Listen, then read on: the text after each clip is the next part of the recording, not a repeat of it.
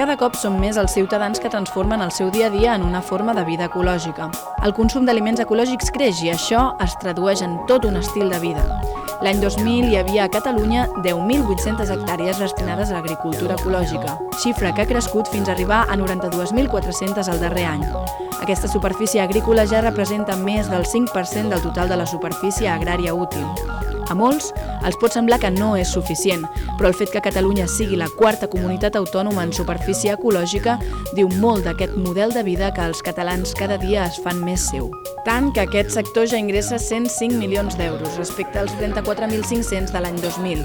Les prioritats de consum de la societat canvien, però per què?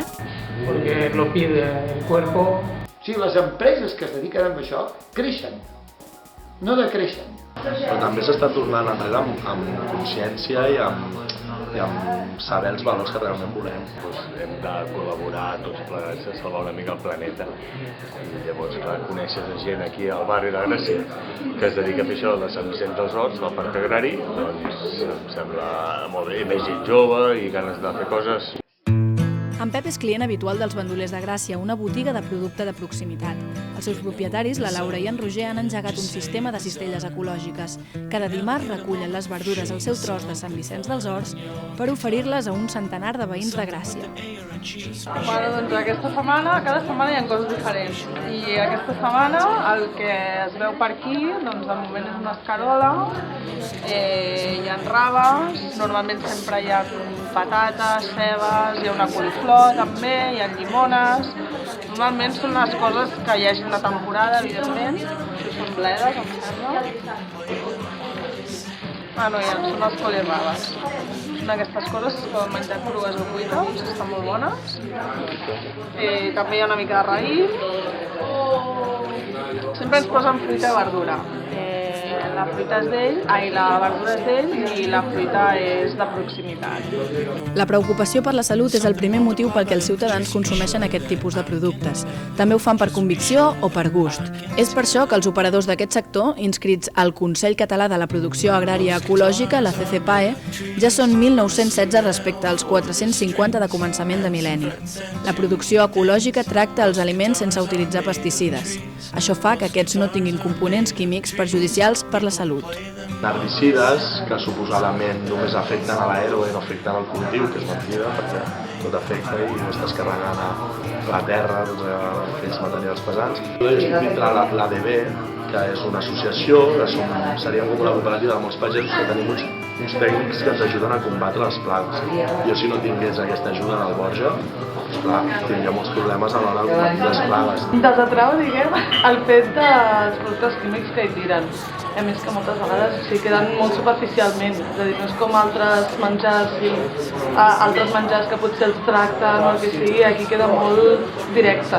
El sabor és exactament igual o millor, perquè saps que, a més, t'ho prens d'una altra manera, si saps que ho ha recollit, t'ho prens, jo crec que tot influeix per canviar el sabor també de les coses.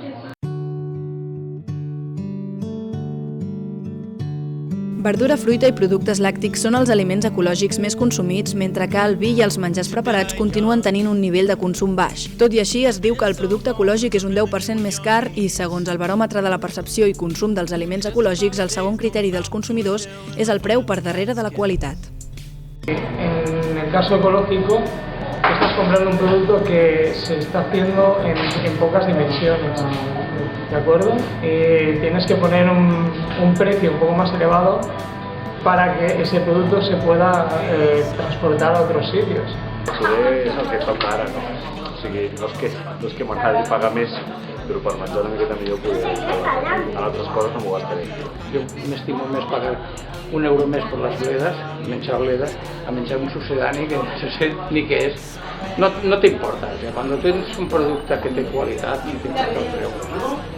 A mi és una mica carillo, però val la pena. Comparant els preus en el mercat, és més o menys el mateix, però aquí amb més bona qualitat. Hi ha moltes fruiteries que rebenten preus, que compren a l'engròs a Mercabarna molt producte que ve de fora, ja sigui del Marroc o d'Andalusia, de molts llocs, de tot arreu, i llavors, clar, per això poden rebaixar en el preu. Tot i així, la fruiteria més o menys bona sempre ve a resultar aquest preu, no gaire més. En Roger i la Laura dels bandolers creuen que els seus clients miren més pel producte de proximitat que els ofereixen per sobre del preu, que molts opinen que no és tan elevat com es diu. No valorar el producte, que la meva coliflor és més car, no. Jo vull dir que valora la feina que hi ha, valora que és un producte fresc, valora que és de proximitat, valora que hi ha una consciència darrere molt més àmplia. La Maria, encarregada del restaurant orgànic, creu que aquesta consciència encara no la tenen tots els seus clients. Aquest establiment de Barcelona ofereix un buffet lliure a base de productes ecològics. Encara no tenim aquesta mentalitat. Volem lo millor, però pagant-lo, abonant-lo lo menos posible. El plato es cuscús y berbel. Y ahora pongo esta verdura, que es calabacines, pimiento rojo y berenjena, es el básico. Y ahora encima lo he hecho garbanzo, que lo tengo aquí.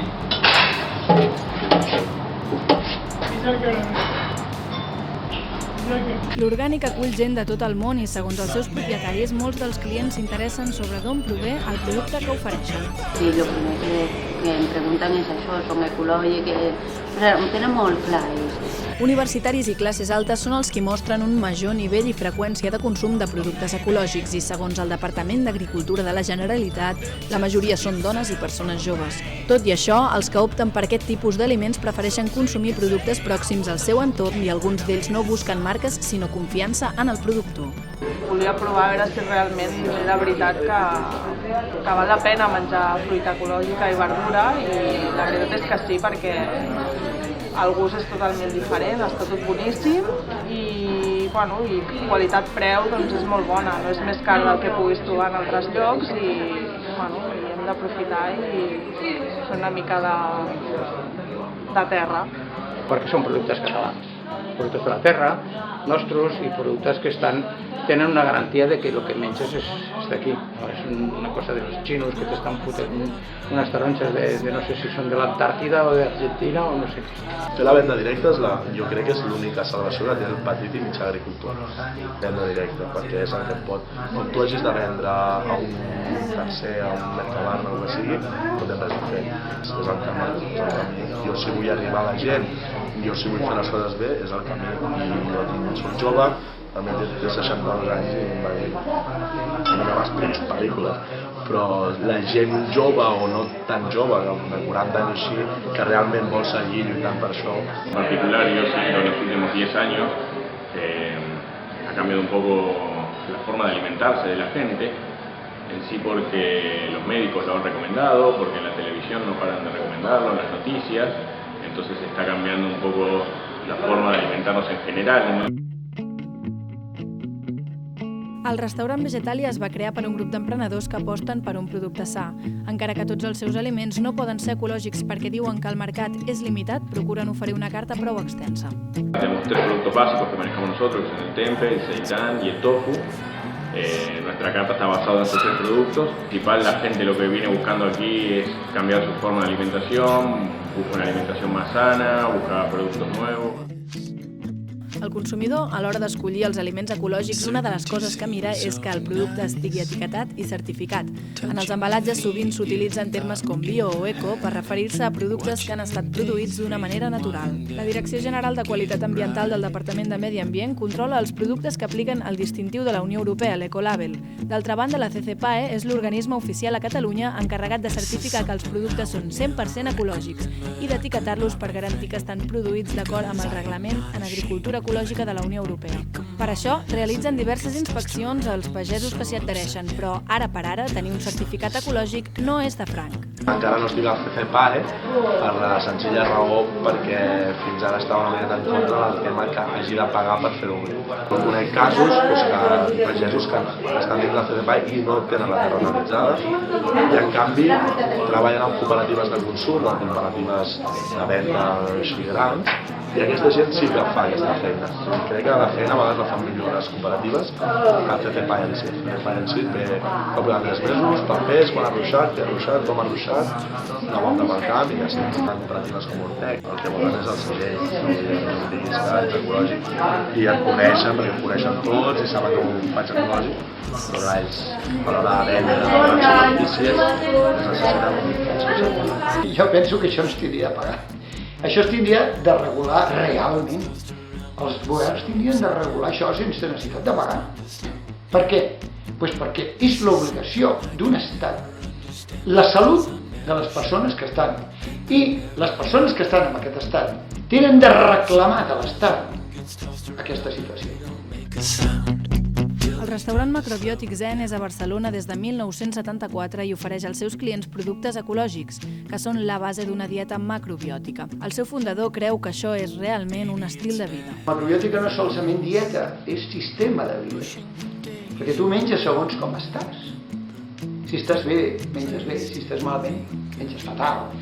El restaurant de Montaner, que es va muntar l'any 74 com a restaurant, i com a botiga també de macrobiòtica, perquè la macrobiòtica, ja us dic que es va muntar el 72, es el primer restaurant d'Espanya de tendencia macrobiótica.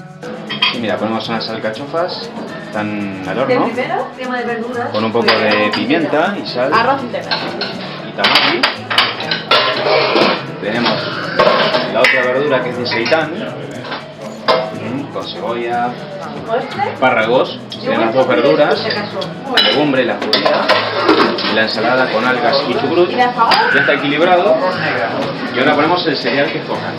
El primer que s'ha procurat que l'aliment sigui biològic estrictament. Hi ha que entendre, ja que ens alimentem i posar-nos qualsevol cosa dintre del cos és un risc, tindrien de matisar aquest risc.